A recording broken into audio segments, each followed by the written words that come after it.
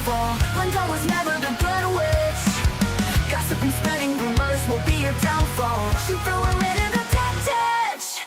Jealousy makes you lose everything, that's the cost. How about you just stay in the land of the lost? Besties with the witch of the west. Hate on us, but you're still obsessed.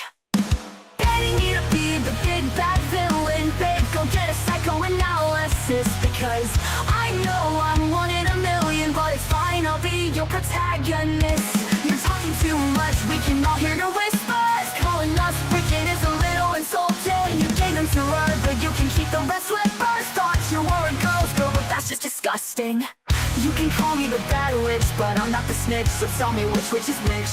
Which is which? Which is which is which?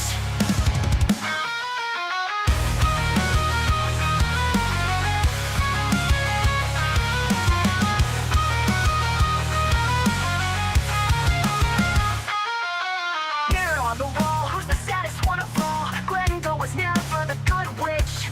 Gossip and spreading rumors will be your downfall. She threw her into the dead ditch. Jealousy makes you lose everything, that's the cost. How about you just stay in the land of the lost? Besties with the witch of the west. Hate on us, but you're still obsessed. Hating me to be the big bad villain, babe, go get a psychoanalysis. Because I know I'm one in a million, but it's fine, I'll be your protagonist. Buenos días, tardes ya. Hace 15 días traté el tema del cristiano y la calidad moral, ¿recuerdan? Bien, bueno, no lo dije, pero es una miniserie que va a ser como de 7 enseñanzas, así es que hoy es la segunda. Y el tema, el cristiano y el conocimiento, todo tomado de segunda de Pedro 1:5, que dice así: vosotros también, poniendo toda diligencia, por esto mismo, añadid a vuestra fe virtud, a la virtud conocimiento. Repitan todos: conocimiento. Fíjese usted, hermano, que en todas las áreas de la vida cotidiana en la que cada uno de nosotros se desenvuelve, profesiones, oficios, etcétera, se necesita un nivel de conocimiento de la actividad que tú realizas, ¿no es cierto?, para poderla realizar de la mejor manera. Por ejemplo, un abogado será mejor abogado si conoce bien las leyes, y hay abogados que son mejores que otros. ¿Por qué? Pues porque tienen más conocimiento. Lo mismo sucede con un doctor, que será mejor doctor si él avanza en el conocimiento del cuerpo humano y se va actualizando de acuerdo a la especialidad que eligió. De ahí vemos que hay doctores, por ejemplo, que son, por ejemplo, cardiólogos, pero hay unos que saben más que otros. ¿Por qué? Porque tienen más conocimiento, son más aplicados, investigan más, etcétera.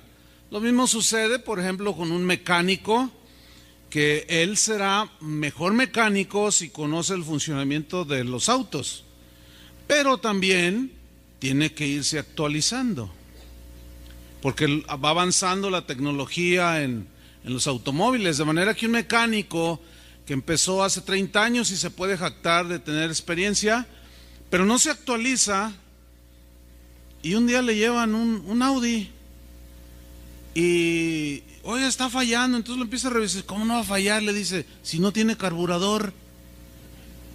Entonces el dueño va a decir, pero es que el carburador pasó a mejor vida hace ya años. Ah, no sabía, dice el mecánico. Y de que los hay, los hay. ¿Por qué? Por falta de conocimiento. Asimismo, en un cristiano, la metáfora tiene esta aplicación. Un cristiano, mientras más conozca a Cristo, será un mejor cristiano. Un cristiano que conozca más de la palabra de Dios, tendrá más conocimiento de la voluntad de Dios. Porque también hay de cristianos a cristianos. ¿verdad? Fíjense, hermanos, que la falta de conocimiento en un cristiano puede ser hasta trágico en determinado momento. Al pueblo de Israel le sucedió algo trágico. ¿Qué le sucedió? En el tiempo de Oseas, Dios les reprendió de esta manera. Oseas 4, versículo 1. Búsquelo ahí, Oseas 4:1. Dice: oíd palabra de Jehová, hijos de Israel. Aquí va dirigido a los hijos de Israel. Porque Jehová contiende, disputa, reprocha con los moradores de la tierra. Entiéndase, Israel. ¿Cuál es la razón? Dice: porque no hay verdad, ni misericordia, ni conocimiento de Dios en la tierra. Al faltar el conocimiento de Dios, se desencadenan todas la maldad que hay en el corazón del ser humano. Veámoslo en el versículo 2. Dice: perjurar, o sea, jurar falsamente, mentir, matar, hurtar y adulterar prevalecen, y homicidio tras homicidio se suceden. No estaba describiendo México, está describiendo Israel. Versículo 3. Por lo cual se enlutará la tierra. Cuando hay luto es porque alguien murió y los dolientes están tristes, lloran, se sienten solos, afligidos. Hay luto en el corazón. La tierra se enluta porque la falta de conocimiento de Dios produce todas estas cosas que acabamos de mencionar. Dice: por lo cual se enlutará la tierra y se extenuará todo morador de ella, con las bestias del campo y las aves del cielo, y aún los peces del mar morirán. Yo quiero que hagamos una observación. Hasta en el asunto ecológico se afecta nuestro entorno. Increíble, pero es verdad. Ahora, en el versículo 6 del mismo capítulo, Dios hace un reproche a los culpables directos de que el pueblo no tuviera conocimiento, y estos eran los sacerdotes, encargados de enseñarle a la gente el conocimiento de Dios, explicándoles la palabra de Dios, pero no lo hacían. Y Dios les reprocha y les dice en el versículo 6: mi pueblo fue destruido. Fíjate, el pueblo de Dios destruido, eso es lo que dice, que fue destruido. La razón: porque le faltó conocimiento. Por eso, porque le faltó conocimiento. Y luego se dirige a los sacerdotes: por cuanto desechaste el conocimiento. A ver, ¿acaso habrá algún ministro de Dios que deseche el conocimiento? Sí, ahí dice que los sacerdotes desecharon el conocimiento, lo hicieron a un lado, no, lo menospreciaron, desechaste el conocimiento. Por lo tanto, dice: yo te echaré del sacerdocio, quitaré tu ministerio al que yo te llamé, no estás cumpliendo, estás siendo infiel. Y porque olvidaste la ley de tu Dios. ¿Acaso algún cristiano se podrá olvidar de la palabra de Dios? ¿Un hijo de Dios? Según la Biblia, sí. Y porque olvidaste la ley de tu Dios, miren las consecuencias: también yo me olvidaré de tus hijos. ¿Cuántos tienen hijos? Bueno, piensa en ellos. Yo tengo 2 y pienso en ellos. Hace rato hablaba con el mayor. Y bueno, él ya está casado y hablábamos y: dame consejos, papá. Sí, ¿cómo no? Y estuvimos hablando un buen rato. Y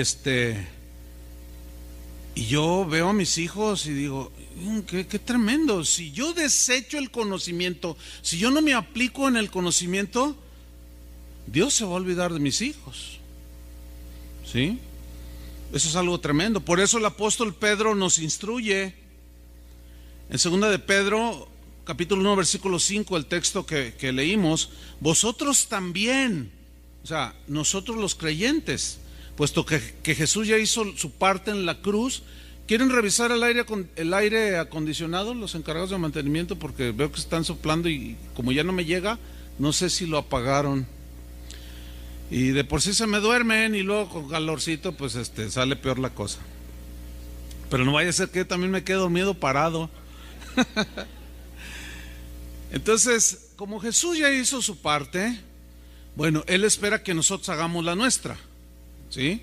Por eso dice el apóstol Pedro, vosotros también, poniendo toda diligencia. ¿Quién es el que va a poner la diligencia? ¿Dios o nosotros? Nosotros.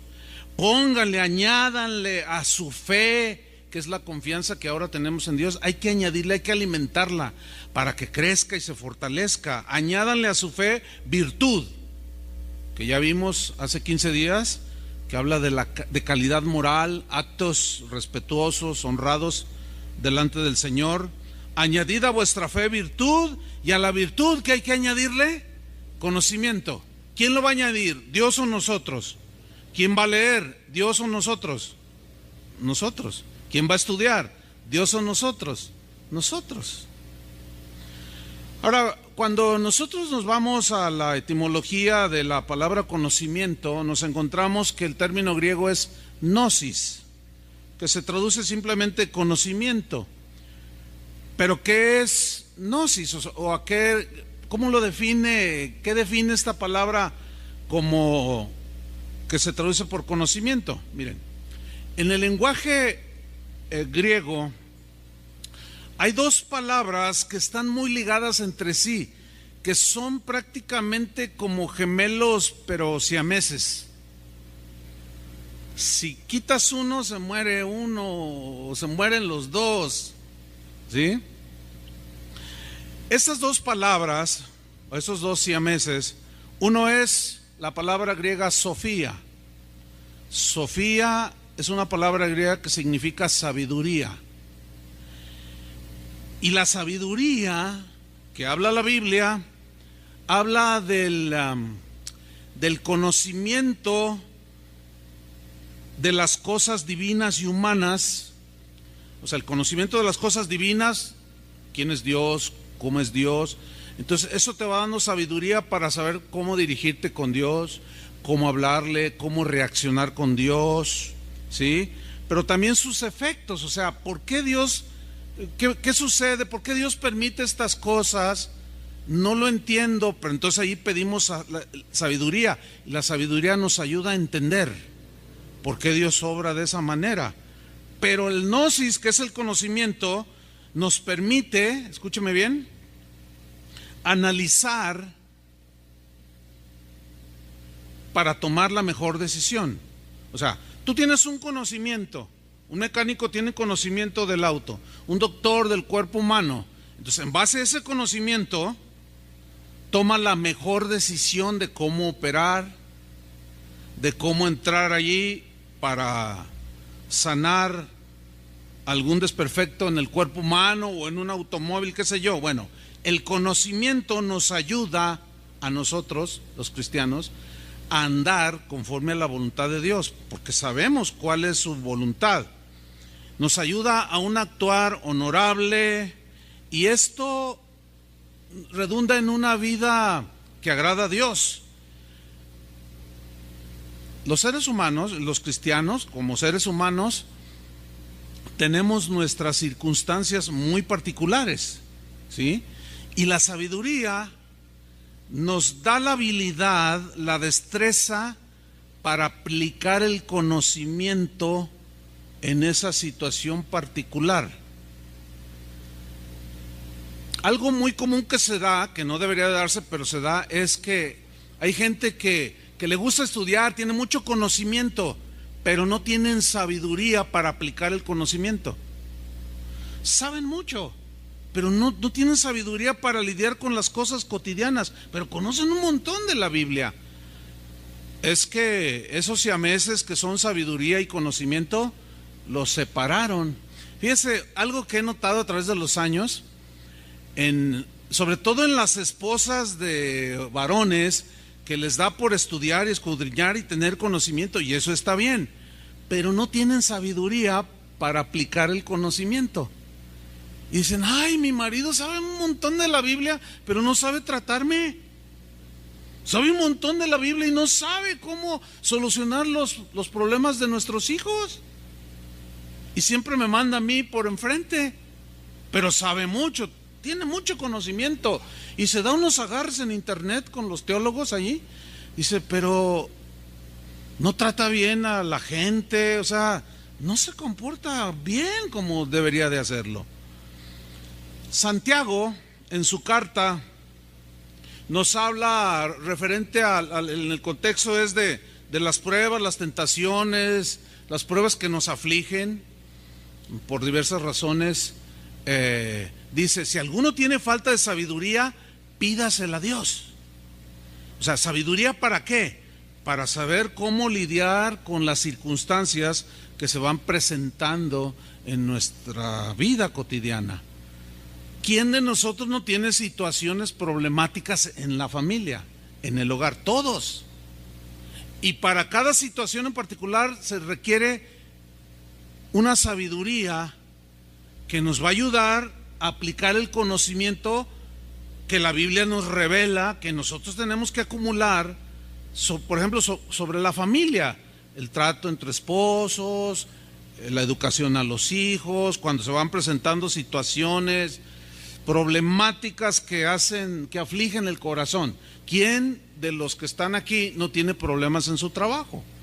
Por diversas situaciones, que el patrón es abusivo, que el compañero que dice mentiras de ti porque se quiere quedar con tu puesto, infinidad de situaciones que hay que enfrentar con sabiduría. Pero la sabiduría nunca va a operar si no tienes conocimiento. ¿Me explico? Porque la sabiduría toma del conocimiento que le hemos añadido. Así funciona. Por eso es que a nuestra fe hay que añadirle conocimiento también. Miren este versículo, Jeremías 9:24. Es muy interesante este texto, porque nos habla de cómo pues nosotros debemos de añadir conocimiento de Dios y conocimiento de su palabra, porque nos va a ayudar a entender a Dios. Nos va a ayudar a tomar decisiones sabias, reacciones con Dios que a veces son totalmente imprudentes, no son sabias. Miren este texto, Jeremías 9:24, dice así: mas alábese en esto el que se hubiere de alabar, en entenderme y conocerme. Dos cosas, en que me entiendan. En otras palabras, diciendo Dios, yo quiero que tú me entiendas por qué hago como hago las cosas. Yo quiero que tú me conozcas, porque algo muy común entre los cristianos en general es: no sé por qué me está pasando esto, no entiendo. Bueno, según Dios deberíamos entender por qué pasan las cosas, pero al faltar conocimiento, eso nos impide, porque la ignorancia pues es un enemigo para nosotros los cristianos. ¿Recuerdan ustedes a Pablo en Romanos 8:28 diciendo que a los que aman a Dios, todas las cosas que les suceden, sean buenas o no sean buenas, adversas o favorables, todas las cosas ayudan para bien? Así dice, ¿verdad?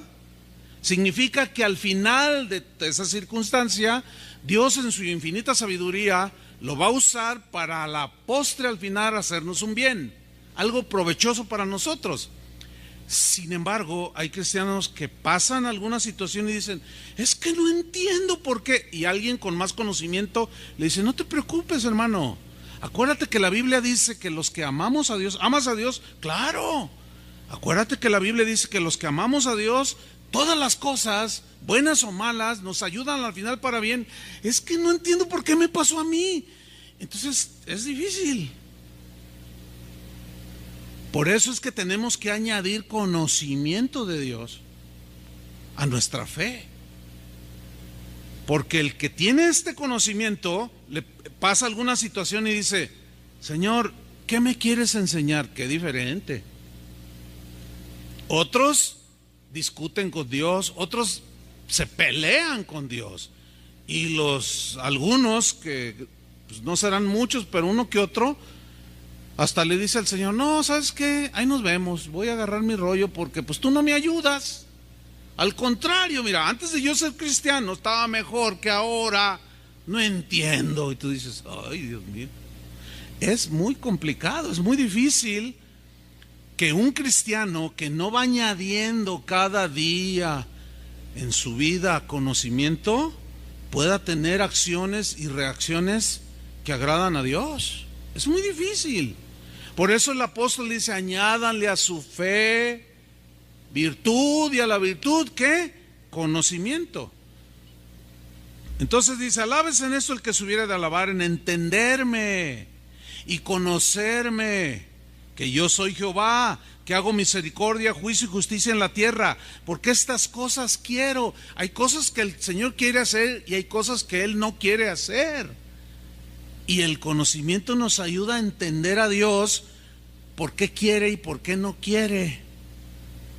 Ahora, ese mismo versículo de Jeremías 9:24, en la versión Palabra de Dios para Todos, se lee de esta manera, mucho más contundente en cuanto a la traducción. Dice: si alguno quiere hacer alarde de algo, que lo haga de que aprendió a conocerme. Este alarde no es un alarde así soberbio o pecaminoso, sino es una seguridad de entender por qué Dios está haciendo las cosas. Y cuando leo este texto, viene a mi mente, es inevitable recordar a nuestro amado hermano Pablo Hunter, que yo recuerdo hace más de casi recién convertido. Yo le hacía preguntas a él y luego él me las contestaba y me daba la respuesta, pero en mi ignorancia yo le debatía. Entonces él me miraba y me dice: mira, hermano, yo conozco a Dios.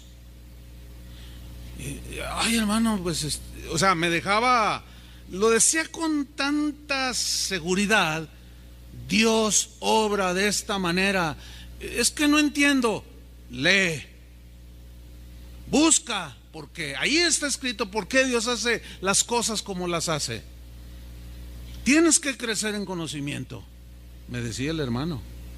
Y yo decía: ay, bueno, estudia. Pero él decía: yo conozco a Dios. Lo decía con una seguridad. Cuando pasaba algo y le pedíamos consejo, hermano, aquí lo tengo tan presente, Jeremías 21:5. Y lo que, léelo, o sea, del asunto. Y ya lo leímos. ¡Ay, qué tremendo! Siempre ha estado ahí el texto, nunca se ha movido. Dice: ¡ay, qué tremendo! Entonces aquí mira lo que dice: si alguien quiere hacer alarde de algo, que lo haga de que aprendió. ¿A qué? A conocerme. ¿Tú conoces a Dios? De alguna manera tenemos cierto conocimiento, pero no te conformes con el nivel en el que estás. Conocer a Dios, yo creo que ni con 5 vidas aquí en la tierra podemos llegarlo a conocer como Él es. Pero hay que conocerlo lo más que podamos para poderlo entender. ¿Por qué hace las cosas? Hay gente que dice: yo no entiendo por qué Dios manda al infierno a los malos. Bueno, la Biblia nos da el conocimiento suficiente para entender por qué Dios los envía al infierno. Pero ellos se quedan con un conocimiento muy limitado. No, yo lo único que sé es que Dios es amor. Y en una lógica deductiva o interpretación deductiva dicen: y si Él es amor, ¿cómo va a mandar a la gente al infierno? Y no lo entienden, porque no ven el otro lado de la justicia, de que la paga del pecado es la muerte, y son un lío por acá y terminan siendo ateos.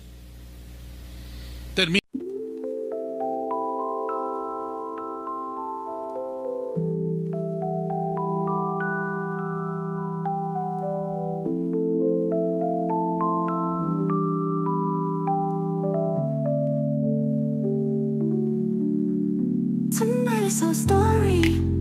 I see the the twinkle in your eyes. I'm trying to say sorry, but I don't know how to apologize. I try to reminisce on all the good times that we shared, but then I start to miss when you actually cared, when you cared about me. I think we're way off course, and I'll take all of the blame. I'm trying to show remorse because I'm filled with so much shame. But what really happened? Where did we go so freaking wrong? Why aren't you at all saddened? Why are you moving along? Moving along without me. Without me. Without me. You seem to be doing just fine without me. You're smiling all of the time without me. Your world keeps spinning round and round without you. I'm sad and I'm scared, that's why I frown. Tonight is so cloudy, I see the raindrops in the sky. I'm trying to say howdy, but I don't even really know why. I try to reminisce on all the good times that we shared, but then I start to miss when you actually cared, when you cared about me. About me. Without me. Without me. You seem to be doing just fine without me. You're smiling all of the time without me. Your world keeps spinning round and round without you. I'm sad and I'm scared, that's why I frown.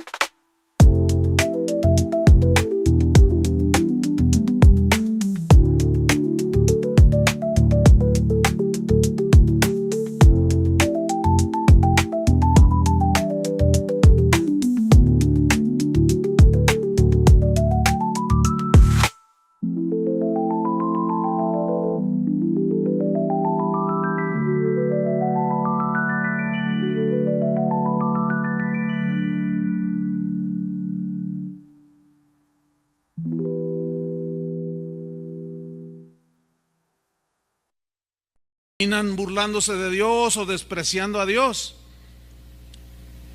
No, no podemos tener sabiduría si no contamos con el conocimiento aquí archivado que la sabiduría requiere para operar con sabiduría.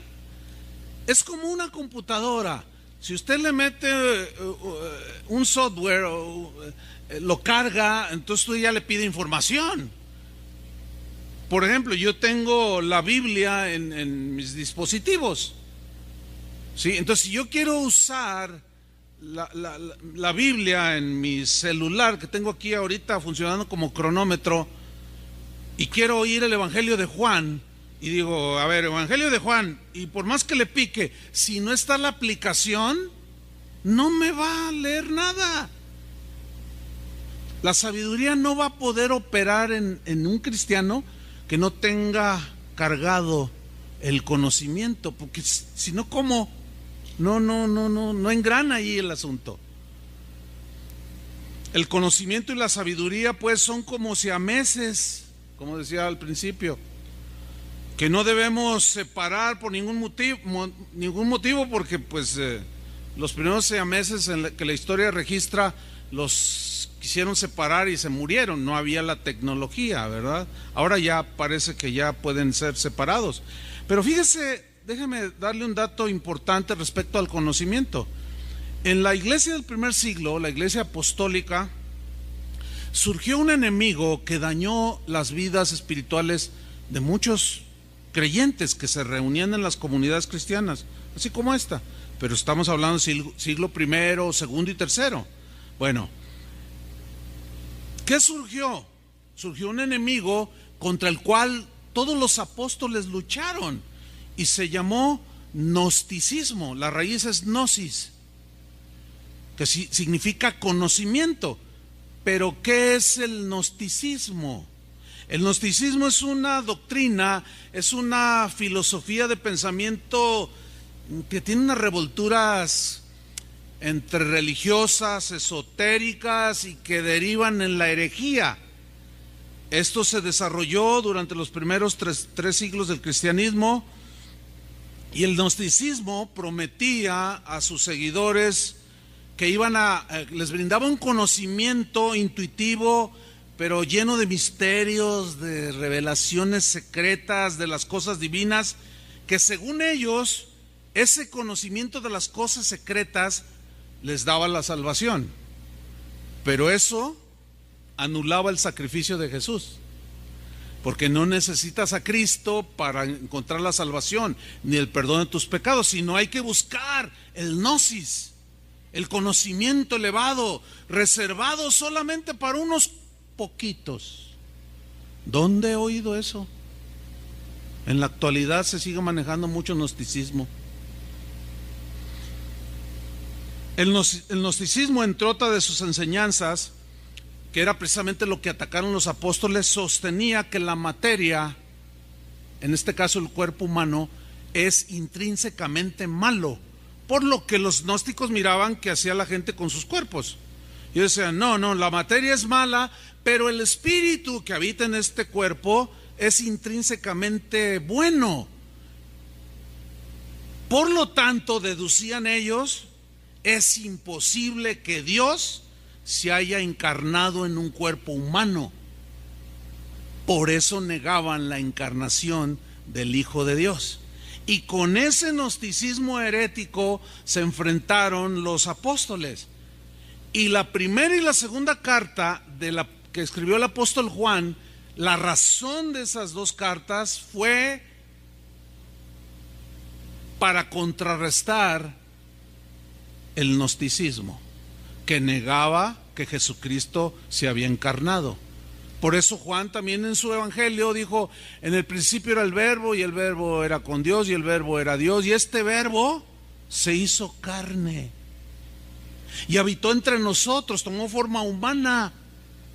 Pero el gnosticismo decía que no, que era imposible, en su filosofía de que el cuerpo era malo. Entonces dañaba la fe de muchos cristianos, y ellos decían finalmente, bueno, lo que hagas con el cuerpo, pues hazlo, porque pues es malo, no lo puedes contrarrestar. Entonces fornicaban, adulteraban, mataban, pero el espíritu ese quedaba limpio. Mentira. Vamos a ver primero Juan 2:18, y vamos a ver cómo Juan luchó contra los gnósticos, a quienes llamó anticristos. Primero de Juan 2:18, o sea, ese conocimiento no es el que la Biblia enseña. Primero Juan 2:18 dice, hijitos, ya es el último tiempo, y según vosotros oísteis que el anticristo viene, o sea, el personaje, así ahora han surgido muchos anticristos. Aquí esta frase, muchos anticristos, se refiere a los gnósticos.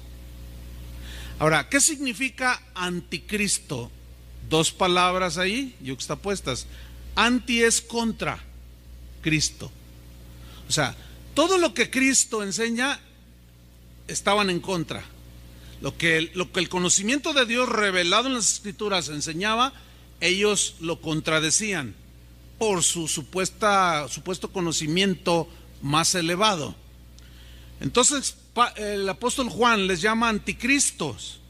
Por esto dice, conocemos que es el último tiempo. Salieron de nosotros. ¿A quiénes son los que salieron de nosotros? Según Juan, los gnósticos. No se refiere a cristianos que profesaron la fe cristiana y que por alguna razón se apartaron, abandonaron la fe, apostataron. No se refiere a ellos, se refiere a gente que en su sabiduría mundana se metían encubiertamente entre los cristianos para transmitirles su conocimiento. Pero eso trastornaba la fe de los cristianos, y el apóstol Juan y los demás pastores y Pablo mismo se dieron cuenta que esta doctrina o esta filosofía se metía en las iglesias y arreciaron para contrarrestarla. Entonces, cuando dice salieron de nosotros, se refiere a los anticristos. Ellos nunca fueron cristianos. Entonces no se puede aplicar a alguien este texto 2:19, a alguien que dejó al Señor o que se fue, anda mal y se desapareció por ahí. Salieron de nosotros, pero no eran de nosotros, porque si hubiesen sido de nosotros, dijo Juan, habrían permanecido con nosotros. Pero salieron para que se manifestase que no todos son de nosotros, haciendo la distinción entre creyentes y gnósticos. Ahora, fíjate el capítulo 4 del mismo Primera de Juan, en el versículo 1, dice, amados, no creáis a todo espíritu. Aquí espíritu es sinónimo de persona. No creáis a toda persona, no. Ahora, vamos a aplicarlo a nosotros. Escuchen la exhortación, amados, no creáis a cualquier persona lo que dice. No, eso es un error, creer así nada más. No creáis a todo espíritu, sino probad los espíritus si son de Dios. Probad si esa gente es de Dios, porque muchos falsos profetas han salido por el mundo. En esto conoced el Espíritu de Dios. Sígame con atención. Todo espíritu que confiesa que Jesucristo ha venido en carne es de Dios. Aquí está ya claramente el contrarrestar esa filosofía gnóstica, de ese conocimiento supuestamente elevado. Todo aquel que confiesa que Jesucristo ha venido en carne es de Dios.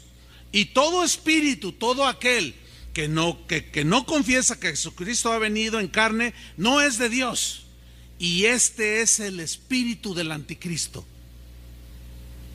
Es decir, cuando alguien dice que tiene un conocimiento y contradice las enseñanzas de Jesús, es un anticristo.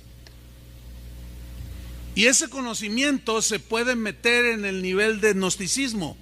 ¿Por qué? Porque si tú haces estas prácticas, si tú haces estos rituales, y nosotros te vamos a enseñar el conocimiento reservado solamente para unos poquitos, y tú eres uno de esos poquitos, y el otro se siente, yo soy uno de esos poquitos. Sí, y hasta lloran, se la creen que son de los poquitos, pero los engañan, porque lo que les enseñan es anticristo. Contradicen, tú les presentas, les abres la Biblia, mira, aquí dice, no, bueno, sí ahí dice, pero es que las cosas son de esta manera. Anticristos. ¿Están captando la idea? ¿Sí o no? Contesten. O como no los veo, estoy hoy medio encandilado, pues no sé si se están durmiendo o qué.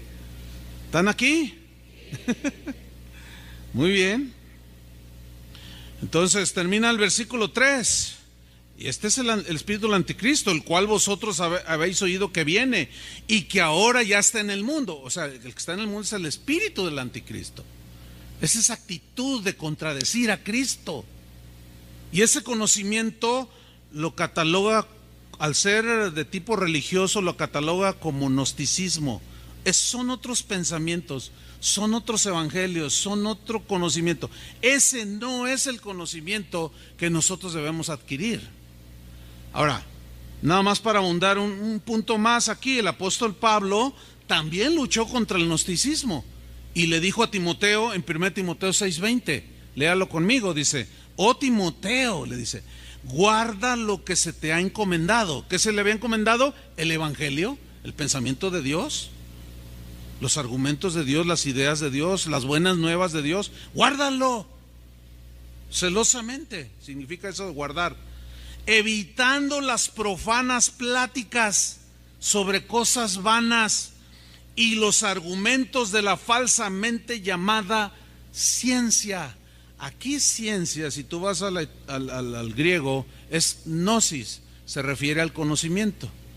Es decir, aquí Pablo se está refiriendo a los argumentos del falso conocimiento, que es el gnosticismo.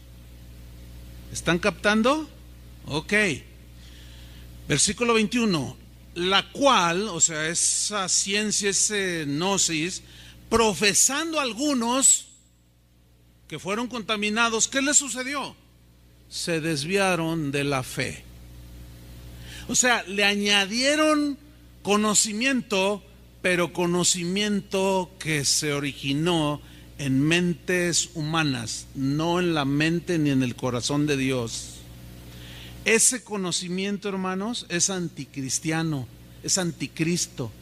Ese no es el conocimiento que nosotros debemos de añadir. Ahora, aquí una anotación importante.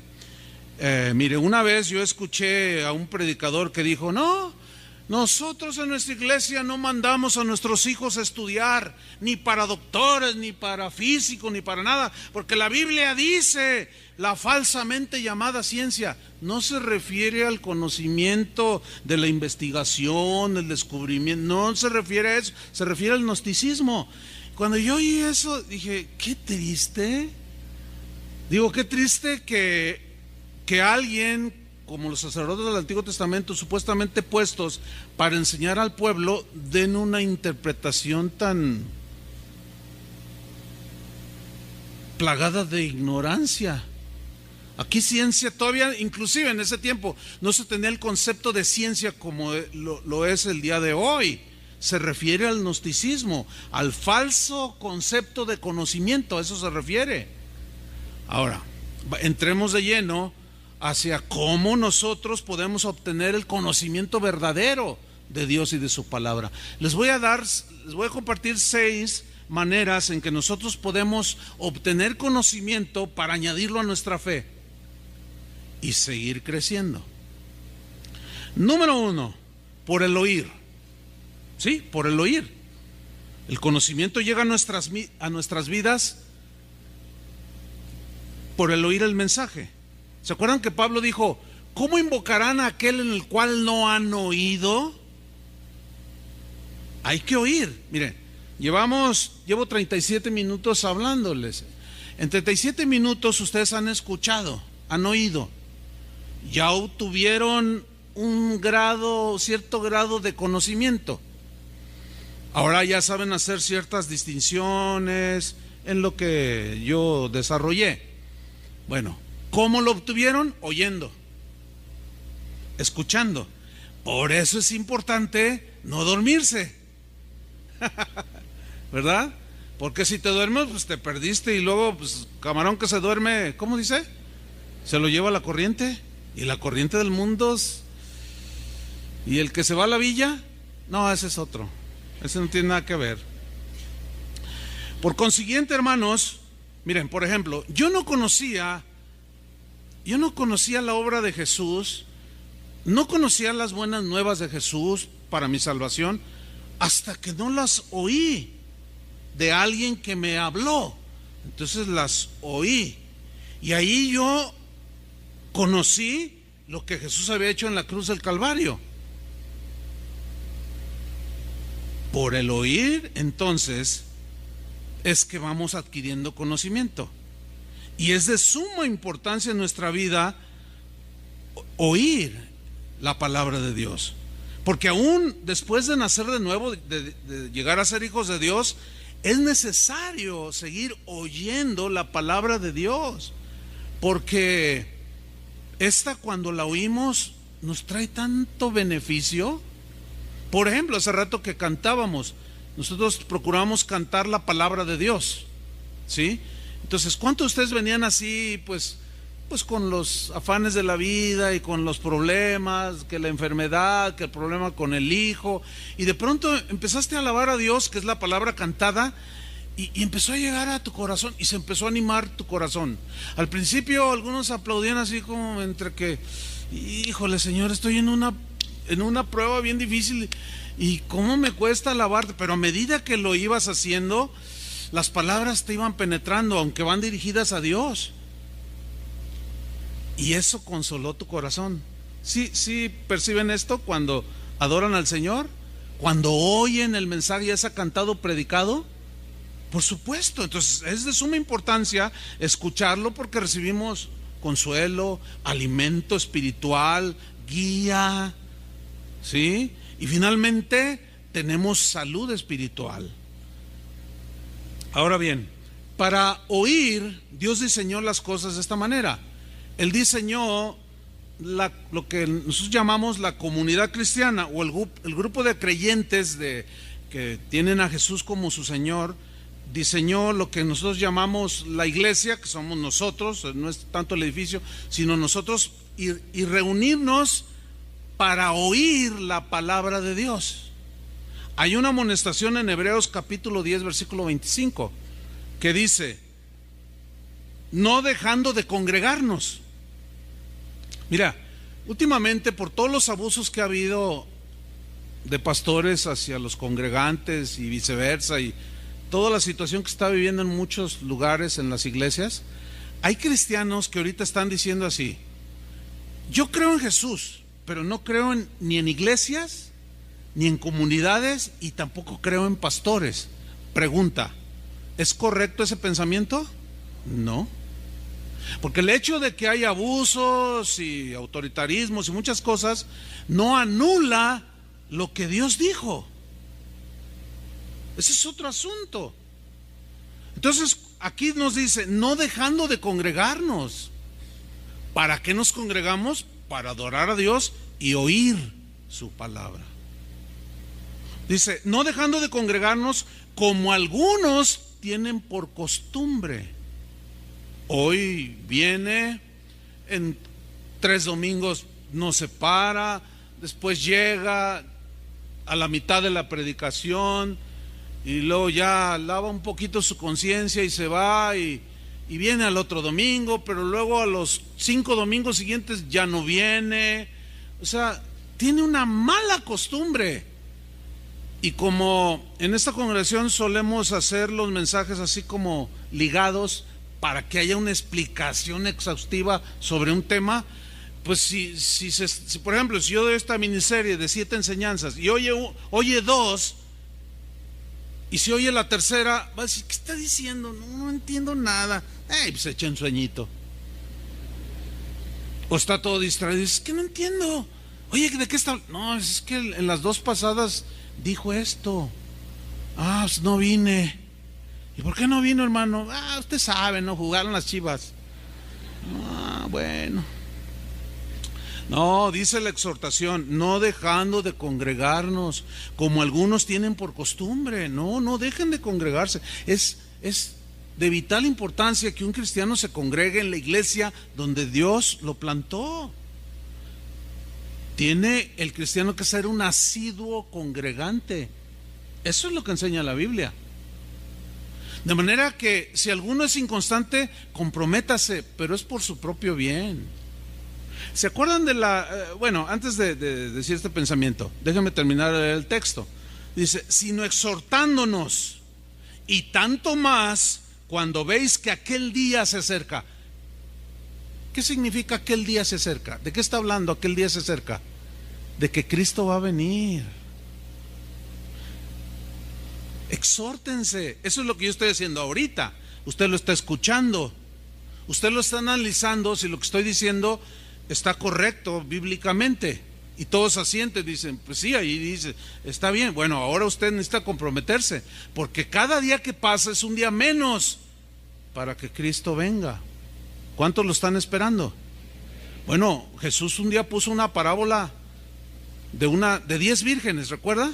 Dice que 5 eran prudentes, sabias, sensatas, y 5 eran imprudentes. Todas tenían sus lámparas, todas tenían el fuego ardiendo.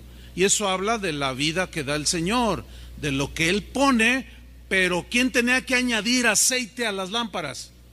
Las vírgenes. De manera que un día se oyó la voz, aquí viene el novio, vamos a la fiesta. Y las 10 vírgenes, 5 que tenían aceite en sus lámparas, pues la llama seguía viva. Y las otras dijeron, no nos va a alcanzar, danos de vuestro aceite, dice. Y dijeron, no te puedo dar, porque si te doy, pues ni tú ni yo. En otras palabras, lo que yo añada a mi fe es para mi edificación, no para tu edificación. De manera que si tú llenas tu lámpara y cuando venga ese día y algún hermano que tienes ahí a tu izquierda, detrás o delante, allí de ti, a tu alrededor, y oye, ya viene el Señor, dame de tu aceite, ¿le vas a dar? Pues no, porque no se puede. ¿Cómo le vas a dar? No se puede, tienes que añadirlo tú. Y se quedaron fuera y nada más 5 entraron. ¿Mm? Entonces, oír la Biblia, oír el mensaje. Miren, hablando de los dispositivos y de la aplicación de leer la Biblia o de oírla, hay que aprovechar el tiempo, los días son malos. Si te cuesta algo de trabajo por las carreras de la vida cotidiana, descarga esa aplicación de la Biblia. Yo la tengo aquí en mi celular. Yo, por ejemplo, de donde vivo acá, según el tráfico, a veces hago hasta 1 hora. Entonces digo, 1 hora, pues el Evangelio de Juan, de ida y de venida, y ya lo voy a escuchar todo. Y lo pongo allí, y lo vengo escuchando, En lugar de andar oyendo otras cosas, mejor oigo la Biblia. Y al estarla oyendo, empiezo, entonces por eso esto acá. No, hermanos, es un cúmulo de conocimiento. Y la manera, esto es de las bondades que tiene la tecnología actual. Tiene su lado negativo y ahorita hablaré un poquitín nada más, pero es una bendición. ¿Sí o no?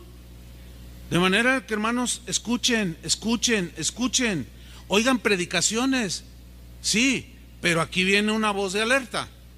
Cuidado con lo que escucha en internet, porque no todo lo que se escucha en internet o que ofrece el YouTube viene de Dios. Hay infinidad de doctrinas de todo tipo, hermano. Y ahí es donde usted tiene que ser muy sabio, tiene que tener mucho cuidado. ¿Por qué? Porque sigue habiendo mucho gnosticismo disfrazado de cristianismo, que te enseña cosas que si tú las crees, eres salvo, y si no las crees, no eres salvo, y hacen a un lado a Jesús, y eso es gnosticismo.